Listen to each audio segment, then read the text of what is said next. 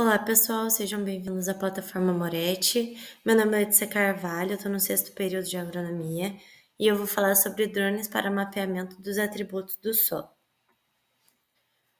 Os drones também são conhecidos como vans, que são veículos aéreos não tripulados. Eles são utilizados para atividades comerciais, experimentos, pesquisa científica, esportes, lazer e hobby. Eles podem ser controlados remotamente por um piloto, que são as RPAs, ou funcionar de maneira autônoma, que utiliza programas e sensores para traçar as rotas. Os principais objetivos para o mapeamento dos atributos do solo é análise da composição e saúde do solo, que é feito por sensores RGB, multiespectrais e hiperespectrais, o monitoramento da umidade e temperatura do solo, que é feito por câmeras térmicas, e a modelagem tridimensional do terreno, que é feito pelo LiDAR. Aí está a foto de um drone com o controle remoto do lado, que já vem com a imagem acoplada que está sendo gerada pela câmera que está no drone. O sensor RGB ele gera uma imagem semelhante à visível a olho nu. Ele consegue interpretar a luz emitida por determinado objeto de acordo com as cores vermelho, verde e azul. Ele é utilizado para fazer o mapeamento, determinar a cor do solo, modelos de elevação do terreno, detecção de falhas no plantio e monitoramento do desenvolvimento de cultivo. O custo de aquisição é menor e tem uma facilidade operacional e alta resolução espacial. Essa imagem é um exemplo de como é gerada a imagem pelo drone. O sensor multiespectral ele vai além do RGB, porque ele consegue detectar o maior número de bandas, que vai do infravermelho próximo até o violeta. Isso permite obter índice de indicadores fisiológicos variados, como estresse nutricional, estágio de desenvolvimento e entre outros. Ele tem um maior custo de aquisição se comparado ao RGB e é um pouco mais difícil de operar, porque ele requer calibração. Possui resolução espacial menor em relação ao RGB e maior resolução espectral por ter maior número de bandas. Aqui está um exemplo de índice que ele mede, que é o NDVI, que consegue mostrar que onde é verde é onde possui uma vegetação mais sadia e maior densidade, e a cor vermelha indica onde tem menor densidade de plantas ou nenhuma planta, indica a morte das plantas. Aqui tem outro exemplo de comparação entre RGB e a multiespectral.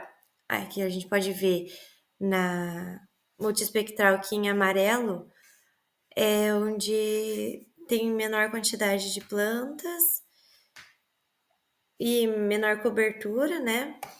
E em branco não tem nenhum tipo de planta. O sensor hiperespectral ele consegue ter uma precisão maior por possuir um maior número de bandas do que o multiespectral. Portanto, ele possibilita determinar compostos químicos específicos e realizar estudo de discriminação, classificação com maior precisão. O custo de aquisição é alto, requer o uso de equipamentos com alta capacidade de carga e o processamento e operacionalização é mais difícil. E ele permite obter centenas de índice e alto detalhamento do padrão espectral. Essa é uma imagem gerada por um sensor hiperespectral. Ela não é muito compreensível a olho nu, portanto, a gente precisa de um programa para conseguir entender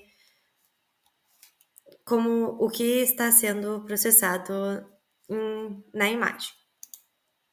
Aqui está a diferença entre os sensores, onde o RGB ele nos mostra uma imagem que a gente consegue visualizar olho nu, uma imagem colorida, normal.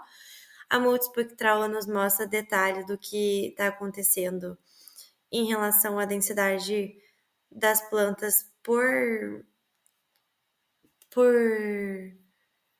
leitura da luz que elas estão emitindo, e o espectral ele dá uma imagem com centenas de bandas, então fornece uma assinatura espectral. Então a gente não consegue visualizar muito bem o que está acontecendo a olho nu. A gente consegue ver a informação que está sendo gerada na multiespectral, ali na hiperespectral, só que a gente não precisa de um processador para realmente entender o que está sendo gerado. As câmeras térmicas, elas conseguem captar a temperatura do solo, portanto, elas conseguem identificar a umidade desse solo. Elas são indicadas para avaliar a umidade do solo, estresse hídrico, doenças em plantas e em animais. O custo de aquisição é variável e a operacionalização e processamento de imagens são relativamente fáceis. Aqui está uma imagem que a gente consegue ver que em vermelho é um indicador de maior temperatura e menor umidade, e em azul é menor temperatura e maior umidade.